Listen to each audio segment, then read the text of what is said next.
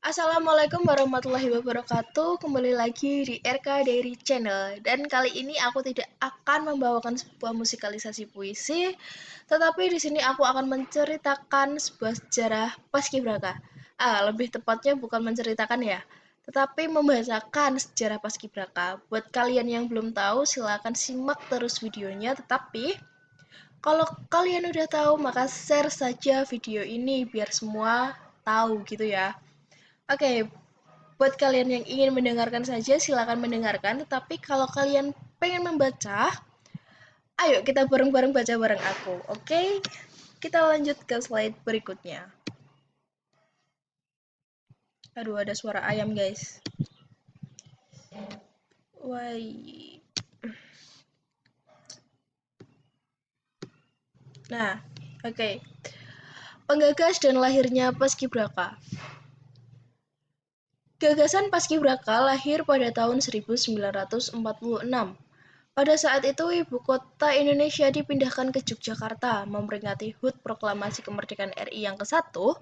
Presiden Soekarno memerintahkan salah satu ajudannya yaitu Mayor Hussein Mutahar untuk menyiapkan pengibaran bendera pusaka di halaman Istana Gedung Agung Yogyakarta. Pada saat itulah di benak Mutahar terlintas suatu gagasan bahwa sebaiknya pengibaran bendera pusaka dilakukan oleh para pemuda dari seluruh penjuru tanah air karena mereka adalah generasi penerus perjuangan bangsa yang bertugas. Nah, jadi di samping ini adalah foto beliau, Mayor Hussein Mutahar. Nah, seperti ini ya. Terlintas di sini itu seperti memakai seragam pramuka lengkap ya. Ini kalau aku tidak salah. Kalau aku salah, mohon dikoreksi ya. Oke, kita lanjut ke slide berikutnya. Bentar. Jadi kalian udah tahu ya penggagasnya siapa? Jadi penggagasnya adalah beliau Bapak Hussein Mutahar. Oke, kita lanjut. Tetapi karena gagasan itu tidak mungkin terlaksana, maka Mutahar hanya bisa menghadirkan 5 orang pemuda, yaitu 3 putra dan 2 putri yang berasal dari berbagai daerah dan kebetulan sedang berada di Yogyakarta. Salah satunya Siti Dewi Sultan Asin. 5 orang tersebut melambangkan Pancasila. Sejak itu sampai tahun 1949, pengibaran bendera di Yogyakarta tetap dilaksanakan dengan cara yang sama. Jadi pada sampai tahun 1949, upacara bendera masih dilakukan dengan cara yang sama. Jadi itu belum sepenuhnya menjadi paskibraka seperti sekarang. Dan ini tuh belum sampai ke namanya paskibraka itu seperti apa. Jadi tuh masih seperti ini dulu. Ibaratnya itu apa ya, cikal bakalnya gitu loh. Nah, oke, kita lanjut. Ketika ibu kota dikembalikan ke Jakarta pada tahun 1950, ya Allah, oke. Mutahar tidak lagi menangani pengibaran bendera pusaka. Pengibaran bendera pusaka pada setiap 17 Agustus di Istana Merdeka dilaksanakan oleh rumah tangga kepresidenan sampai tahun 1966. Selama periode itu, para pengibar bendera diambil dari para pelajar dan mahasiswa yang ada di Jakarta. Jadi, semenjak ibu kota dipindahkan lagi ke Jakarta pada tahun 1950 ini, beliau Bapak Mutahar itu tidak lagi ya melaksanakan atau menangani pengibaran bendera pusaka. Nah, dan bendera pusaka itu ditangani oleh rumah tangga kepresidenan sampai tahun 1966. Jadi yang mengibarkan itu hanya diambil dari para pelajar dan mahasiswa yang ada di Jakarta pada tahun itu gitu ya. Oke, kita lanjut. Pada tahun 1967, Hussein Mutahar dipanggil Presiden Soeharto untuk menangani lagi masalah pengibaran bendera pusaka dengan ide dasar pelaksanaan tahun 1946 di Yogyakarta.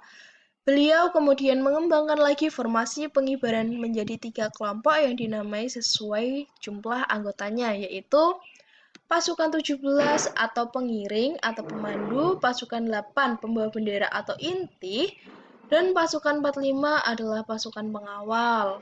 Nah, di sini nih mulai terbentuk paskibraka sekarang itu. Oke, kita lanjut ya. Jumlah tersebut merupakan simbol dari tanggal proklamasi kemerdekaan RI 17 Agustus 1945. 17, 8, 45. Nah, dari formasi tadi yang 17 merupakan pasukan pengiring atau pengawal, itu merupakan simbol dari tanggal 17 Agustus ya. Tanggal 17 berarti pasukan pengawal tadi itu merupakan simbol dari tanggal 17. Nah, intinya tuh kayak gitu. Terusan, nih, tadi kan ada pasukan pembawa bendera atau inti gitu kan ya. Atau dinamakan pasukan inti. Nah, itu merupakan simbol dari tanggal 8 yang merupakan bukan tanggal, bulan 8 yang merupakan bulan kemerdekaan RI dan 45 merupakan tahun proklamasinya kemerdekaan Republik Indonesia, seperti itu.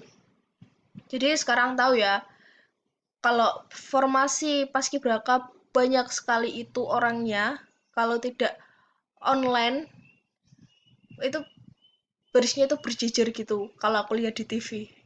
Kalau lihat langsung belum pernah gitu ya. Oke, kita lanjut ya. Pada waktu itu, dengan situasi kondisi yang ada, Mutahar hanya melibatkan putra daerah yang ada di Jakarta dan menjadi anggota pandu atau pramuka untuk melaksanakan tugas pengibaran bendera pusaka. Jadi waktu itu belum sepenuhnya seperti sekarang yang putra-putri, tapi dulu itu yang mengibarkan itu masih putra. Jadi anak laki-laki gitu ya. Putra yang ada di Jakarta dan mengikuti pramuka, seperti itulah pada tahun itu gitu.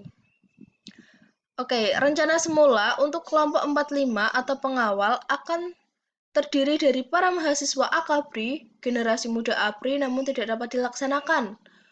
Usul lain menggunakan anggota pasukan khusus ABRI seperti RP, KAD, PGT, KKO, dan Brimob juga tidak mudah.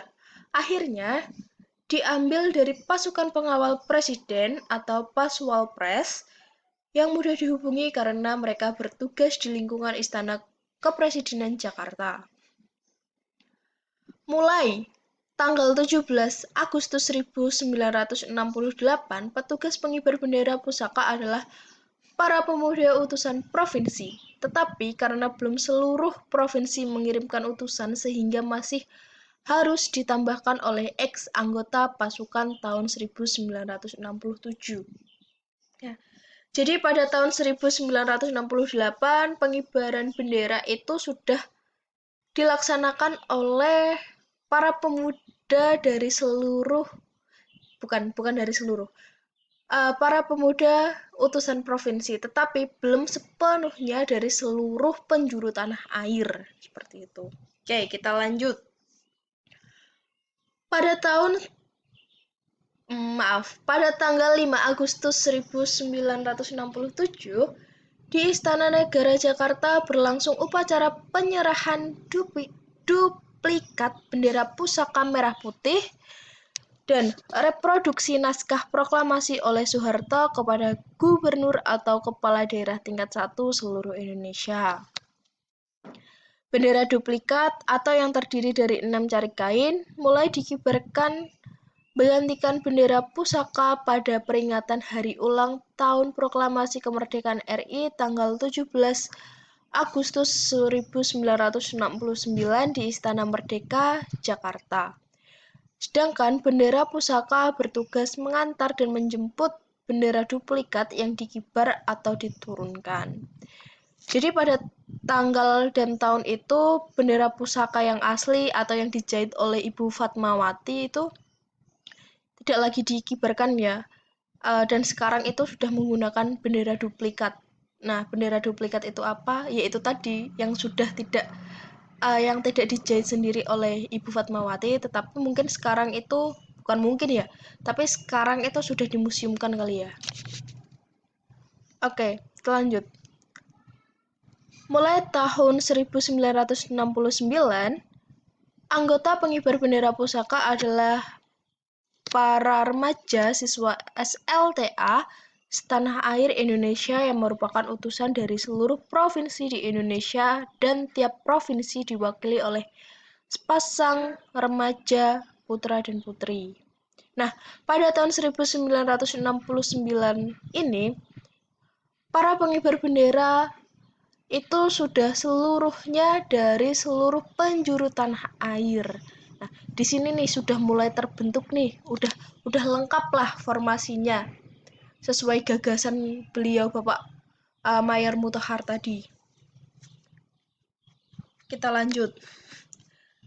Istilah yang digunakan dari tahun 1967 sampai tahun 1972 masih pasukan pengerek bendera pusaka. Baru pada tahun 1973, Idik Sulaiman melontarkan suatu nama untuk pengibar bendera pusaka dengan sebutan Paskibraka. Pas berasal dari kata pasukan, Kip berasal dari kibar yang mengandung pengertian pengibar, Ra berarti bendera, dan K berarti pusaka. Mulai saat itu, anggota pengibar bendera pusaka disebut Paskibraka. Nah, ini nih pada tahun 73 nama Paskibraka sudah terbentuk sampai sekarang. Jadi pada tahun 1967 sampai 1972, nama pasukan Paskibraka itu belum Paskibraka, tetapi masih dengan nama Pasukan Pengerek Bendera Pusaka. Barulah pada tahun 1973 beliau Bapak Idik Sulaiman melontarkan kata nih Paskibraka yang artinya atau singkatannya seperti ini. Jadilah nih nama Paskibraka dari tahun 1973 sampai sekarang ini namanya menggunakan Paskibraka gitu. Nah, tapi kalau di kecamatan itu namanya itu tidak Paskibraka ya, tapi masih Paskibra. Tapi nggak ada K-nya. Kalau di kecamatan tuh kayak gitu. Ya seperti itulah.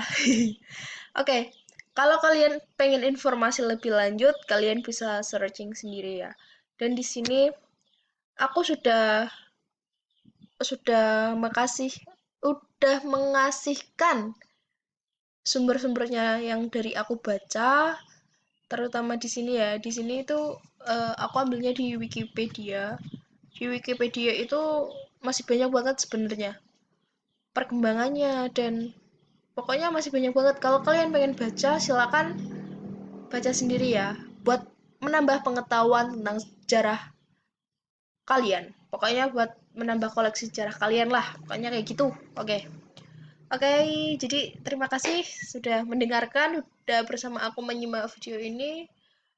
Pokoknya jangan lupa like, comment, dan subscribe. Semoga channelku bisa berkembang dan aku bisa mengedit video lebih baik lagi ya. Amin, amin, amin ya Allah, amin. Ya, kayak gitu. Oke, terima kasih. Assalamualaikum warahmatullahi wabarakatuh.